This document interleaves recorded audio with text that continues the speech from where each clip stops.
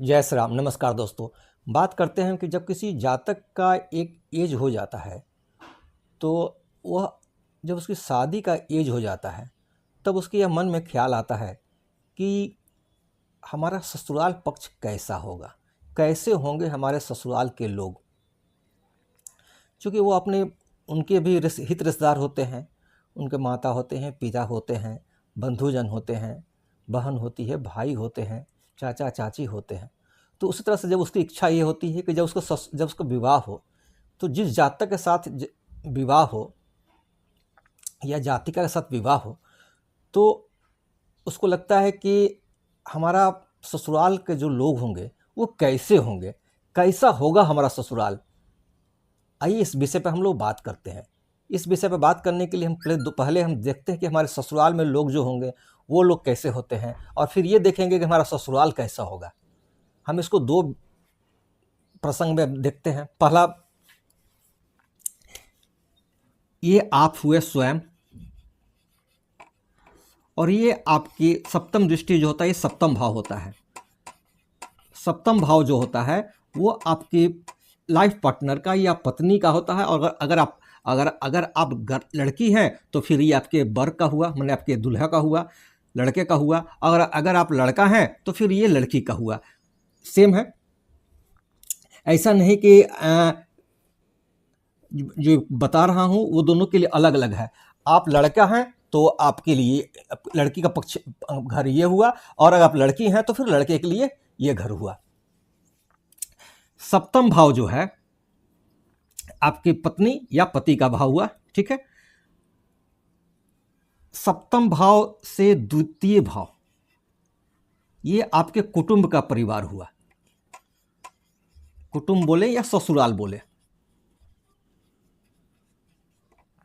इसका पत्नी का ये कुटुंब हुए, तो पत्नी के कुटुंब वाले ही तो ससुराल आपके हुए, ससुराल हुए, तो ये आपके ससुराल के लोग हुए।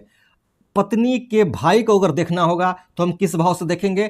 तृतीय भाव से देखते हैं। यानी अगर आप अपने साला साली को देखना चाहते हैं तो किससे देखेंगे? ये तृतीय भाव से देखेंगे। अगर आप अपनी पत्नी की माता के बारे में जानना चाहते हैं तो ये हम चतुर्थ भाव से माता को देखते हैं। तो यानी पत्नी के चतुर्थ भाव कौन हुई? आपकी सासू माँ हुई। यानी ये आपका सासू माँ का हुआ।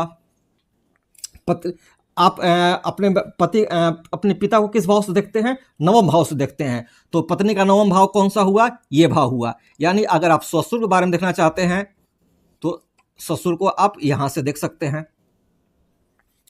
आप अपने पत्नी के पिताजी के बारे में अगर कुछ जानना चाहते हैं, उनकी स्थिति के बारे में देखना चाहते हैं, उनकी आर्थिक स्थिति, उनके बारे में कुछ मैंने देखना चाहते हैं तो इस भाव को देखें, आपको समझ में आ जाएगा।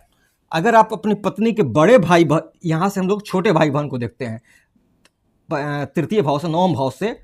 ये चूंकि इसका तृतीय भाव हुआ तो ये नवम भाव से छोटे साला साली को यहाँ से देखते हैं। अगर आप अपनी पत्नी के बड़े भाई बहन को देखना चाहते हैं तो किस कहाँ देखेंगे?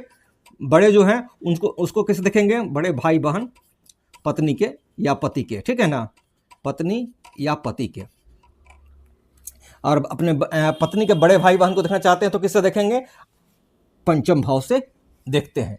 ये हो गया आपके ससुराल के लोगों को बारे में अगर जानना चाहते हैं कि कैसे होंगे, पार्टिकुलर वाइज कैसे होंगे, तो वो इस तरह से हम लोग देख सकते हैं।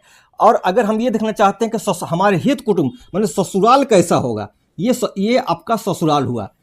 सप्तम का द्वितीय भाव जो होता है वो ससुराल होता है। अगर ये कैसा होगा इसके बारे में जानना चाहते हैं, अगर अपने ससुराल के बारे में जानना चाहते हैं कैसा होगा, तो फिर अष्टम भाव को देखते हैं। अब हम ये देखते हैं कि हमारा अष्टम भाव में कौन सी राशि लिखी हुई है। 1 से लेकर 12 तक जो राशियां होती हैं, मेष, वृष, मिथुन, कर्क, सिंह, कन्या, तुला, वृश्चिक, धनु, मकर, कुंभ, मीन, ये जो 12 राशियां यहाँ जो लिखी रहती हैं उसमें बैठे हुए ग्रह कौन से हैं, उसके प्रभाव से हम लोग समझेंगे कि हमारा ये जो भाव होगा, हमारा जो ससुराल पक्ष होगा वो कैसा होगा। अगर मान लीजिए कि यहाँ पे सूर्य बैठे हुए हों, ये आपको ससुराल हुआ। अगर यहाँ पे सूर्य बैठे होंगे, सूर्य क्या है? अग्नि तत्व राशि है, गर्म ग्रह है। ये आपके क्रूर ग्रह कहे जाते हैं। इनका नेचर काफ़ी डोमिनेटिंग होगा। ये जहाँ पे होंगे इनकी अलग चमक होगी, यानी आपका ससुराल के पक्ष के जो लोग होंगे उनकी अलग चमक होगी, अलग रौनक होगी। वो समाज में उनका काफ़ी मान होगा, काफ़ी मान प्रतिष्ठा होगा, काफ़ी प्रभुत्व होगा। ऐसे लोग सरकारी नौकरी में काफ़ी देखे जाते हैं। उनका पार्टी पॉलिटिक्स बहुत होता है, पॉलिटिशियंस होते हैं। ये लोग, इनका सामाजिक दायरा काफ़ी बड़ा होता है।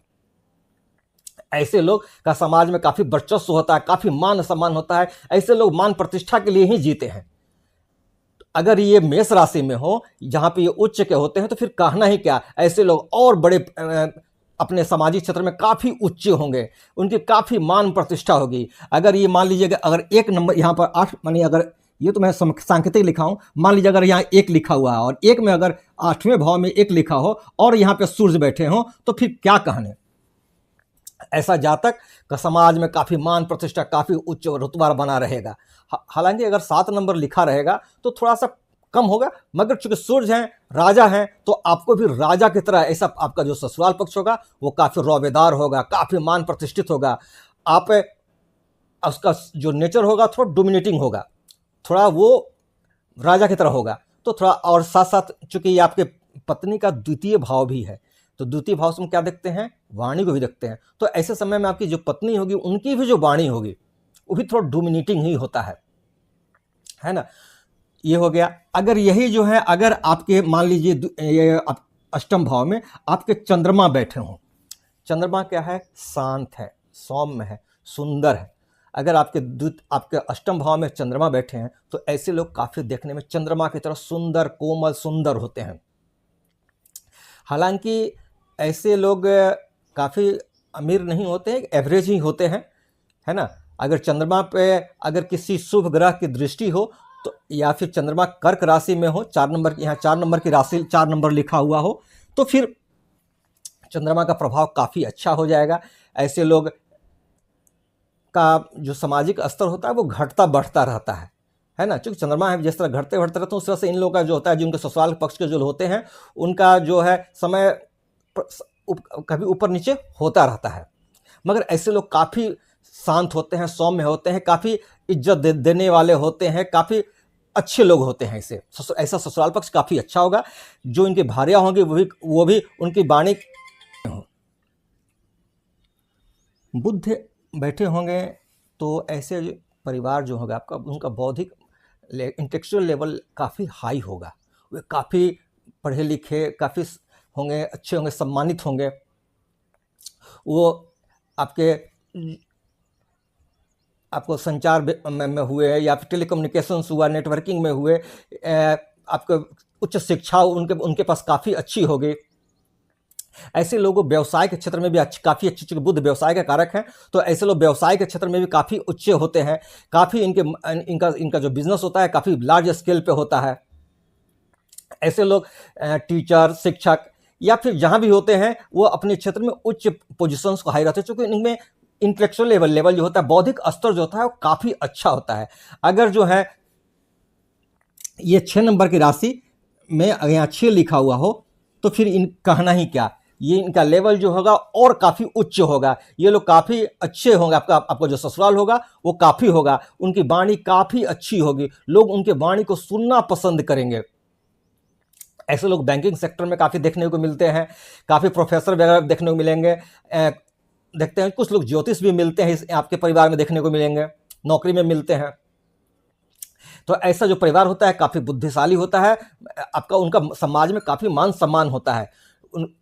अगर ये 12 नंबर की राशि में हो तो थोड़ा सा आपका जो प्रभाव होगा वो थोड़ा कम हो जाएगा, मगर रहेगा जरूर, क्योंकि 12 नंबर में थोड़ा इनका प्रभाव कम हो जाता है। या फिर 1 नंबर मेष राशि हो, या 8 नंबर वृश्चिक राशि हो, 9 नंबर धनु राशि हो, या फिर 12 नंबर आपकी मीन राशि हो, इन चारों अगर लिखा हुआ हो तो उसमें थोड़ा सा बुध का प्रभाव आपको कम देखने को मिलेगा। मगर लेकिन उसमें हो सकता थोड़ा सा कम हो, मगर अच्छा ही होगा।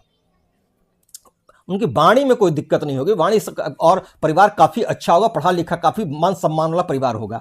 अगर वही बृहस्पति यहाँ बैठे हों, अगर आपके अष्टम भाव में बृहस्पति हों तो और बृहस्पति हो, लेकिन अगर वो 10 नंबर की राशि में लिखे हुए हों, अगर बृहस्पति हो 10 नंबर यानी मकर राशि में हो, तो फिर ऐसा जो परिवार होगा वो थोड़ा पाखंडी होगा, थोड़ा तेज तरार होगा, थोड़ा धूर्त टाइप का होगा। हालांकि ऐसा परिवार का समाज में काफ़ी मान प्रतिष्ठा होगा, काफ़ी उसके लोग सुनने वाले होंगे, वो धार्मिक कार्यों में काफ़ी रुचि लेगा। चूँकि अब मैं आप कह रहे होंगे यहाँ क्यों ऐसा होगा, क्योंकि बृहस्पति जो है 10 नंबर की राशि मकर राशि में नीच के हो जाते हैं, उनका प्रभाव जो होता है वो कम हो जाता है, इसलिए ऐसा जातक होता है। अगर यहाँ 4 नंबर की राशि लिखी हो, 9 नंबर की राशि हो, 12 नंबर की राशि हो, 2 नंबर की राशि हो, 7 नंबर की राशि हो, तो इनका प्रभाव काफ़ी अच्छा रहेगा। ऐसे लोग समाज में काफ़ी मान प्रतिष्ठित लोग होते हैं, ऐसे लोगों नौकरी चाकरी में काफ़ी उच्च होते हैं। ये लोग जिस भी फील्ड में होंगे वहाँ इनकी पूछना ही क्या, धार्मिक कार्य में मान प्रतिष्ठा में इनकी कोई कमी नहीं होती है। ऐसे लोगों के पास में धन संपत्ति की कोई कमी नहीं होते हैं। ऐसे लोग सोना व्यवसाय से भी काफ़ी जुड़े हुए दिखाई देंगे। ये लोग जहां भी होंगे काफ़ी इंटेलेक्चुअल होंगे, काफ़ी उनका सम्मान होगा, काफ़ी पढ़े लिखे लोग होते हैं। ये दूसरों की मदद भी काफ़ी करने वाले होते हैं। तो अगर आपके बृहस्पति बैठे हैं तो बहुत अच्छा, बस खाली 10 नंबर की राशि में नहीं हो तो या तो बहुत अच्छे हैं। हालांकि अगर आप अगर मान लीजिए कि फिर ये आपके 1 नंबर की राशि में हो, 8 नंबर की राशि में हो, तो वो परिवार होगा काफ़ी धनी, काफ़ी सब कुछ सही होगा, मगर उस जातक में थोड़ा एग्रेशन आ जाता है, क्योंकि वो मंगल के घर में चले गए तो थोड़ा सा मंगल के प्रभाव के कारण ऐसे या 5 नंबर में आ गए, 5 नंबर लिखा हो, तो ऐसे में थोड़ा जातक के परिवार जो होगा थोड़ा एग्रेसिव होगा, मगर धन संपन्न सब कुछ काफ़ी अच्छा होगा। अब हम बात करते हैं मंगल के बारे में। अगर आपके अष्टम भाव में मंगल हों, यहाँ पे मंगल बैठे हों, और मंगल जो हैं आपके 10 नंबर में हो, 1 नंबर में हो या 8 नंबर में हो, तो ऐसा जातक काफ़ी, अगर चूंकि मंगल यहाँ अष्टम में है, यानी आप में मांगलिक दोष आ गया, एक कमी आ गई। और दूसरी बात यह है कि जब मंगल यहाँ बैठेंगे 1 नंबर, 8 नंबर और 10 नंबर में, तो ऐसा जातक काफ़ी एग्रेसिव होगा। ये डोमिनेटिंग नेचर के होते हैं लोग, ऐसे लोग अपने संरक्षण में रखना पसंद करते हैं। क्योंकि मंगल, जैसा मैं जानता हूं कि आपके सेनापति होते हैं, तो ऐसे लोगों का जो नेचर होता है वो काफ़ी डोमिनेटिंग होता है, काफ़ी एग्रेशन होता है। ऐसे लोग भूमि से काफ़ी संपन्न होते हैं, ऐसे लोगों का जो होता है काफ़ी धन संपत्ति होता है, जमीन की कोई कमी नहीं होती है। लेकिन ऐसे लोग जो होते हैं समाज में उनका काफ़ी मान प्रतिष्ठा होता है, रुतबा होता है, एक योद्धा की तरह होता है, इनका परिवार काफ़ी एग्रेसिव परिवार होता है। लेकिन एक आपके लिए थोड़ा सा अच्छा नहीं कहूँगा, क्योंकि ऐसे लोग जो होते हैं उनका नेचर जो होता है वो एग्रेशन होता है। तो सूर्य और मंगल अगर आपके अष्टम में हैं तो आपका ससुराल जो पक्ष होगा वो डोमिनेटिंग होगा, वो आप पर भारी पड़ेगा, आपके परिवार पर उसका परिवार काफ़ी भारी पड़ेगा। साथ साथ जो आपका लाइफ पार्टनर हो गए उसकी भी, चूंकि द्वितीय भाव है तो बोली भी देखा जाता है, तो द्वितीय भाव है तो आपके लाइफ पार्टनर की बोली भी जो होगी वो थोड़ा सा उसमें भी एग्रेशन देखने को मिलेगा, वो आप पर डोमिनेटिंग नेचर की होंगी। हालांकि सूर्य होंगे तो जैसे मैंने बताया कि वो काफ़ी अच्छे होंगे, और मंगल भी हो तो ऐसे लोग पास भूमि की कोई कमी नहीं होती है, काफ़ी अच्छा होता है। अगर हम यहाँ पर शनि बैठे हों और ये तुला राशि में बैठे हों तो फिर क्या कहना। ऐसा जातक कंस्ट्रक्शन के कामों में लगा हुआ होगा, कारखाना होगा, फैक्ट्री होगा, लोहा का कार्यों में लगा हुआ होगा। ऐसा जातक आपको ठेकेदारी में लगा हुआ मिलेगा, ऐसा जातक काफ़ी धन संपत्ति वाला मिलेगा, ऐसा जातक सरकारी नौकरी में आपको देखने को मिलेगा। जहां मिलेगा उसका मान प्रतिष्ठा काफ़ी अच्छा रहेगा, एक अच्छा रहता है इसका। जब ये तुला राशि 7 नंबर की राशि में होते हैं, चूंकि 7 राशि में शनि उच्च के होते हैं, तो ऐसा जातक के लिए काफ़ी अच्छा समय। अगर 10 नंबर की राशि में अगर होंगे, मकर राशि में अगर होंगे शनि महाराज, तो थोड़ा सा जातक जो होगा एग्रेसिव होगा, है ना। अगर वही जो है थोड़ा कड़वा बोलने वाला होगा, थोड़ा कड़वा बोलेगा। अगर आप कुंभ राशि में होंगे तो जातक स्पष्टवादी होगा, उसका परिवार जो होगा स्पष्टवादी होगा, तो कभी कभी थोड़ा सा सामने वाले को खराब भी लग जाता है। अगर तो ये हुआ शनि महाराज जब रहेंगे यहाँ पे। हालांकि इनका परिवार आपको व्यवसाय के क्षेत्र में जुड़ा हुआ मिलेगा, काफ़ी अच्छा धन संपत्ति, सरकारी नौकरी में भी मिलते हैं ऐसे लोग, जहाँ भी मिलेंगे काफ़ी अच्छे पोजीशन पर मिलेंगे। अगर वही शनि जो है आपके बस ये डिपेंड्स करता है कि जैसे अगर अपने शत्रु घर में ना हो, शत्रु घर में हो तो क्या होंगे, प्रभाव उसके कम हो जाएंगे। जैसे मान लीजिए यहाँ 5 नंबर की राशि लिखी हुई होगी, तो फिर क्या होगा, उसके प्रभाव जो है जितना होना चाहिए उतना नहीं मिल पाएगा। अगर यहाँ राहु बैठे होंगे तो क्या होगा, राहु बैठे होंगे, राहु केतु बैठे होंगे, तो इनका जो कल्चर होगा आपके परिवार के कल्चर से डिफरेंट होगा, या यूँ बोले वो शो करेंगे ऐसा कि हम अलग हैं। ये लोग थोड़ा अलग कल्चर, माने फॉरेन कल्चर या बाहरी कल्चर को काफ़ी देखते हुए मिलेंगे। इनका ट्यूनिंग जो होगा आपके परिवार से और आपसे वो काफ़ी सही नहीं देखने को मिलता है जब राहु महाराज यहाँ पे बैठे होते हैं। सर धन्यवाद।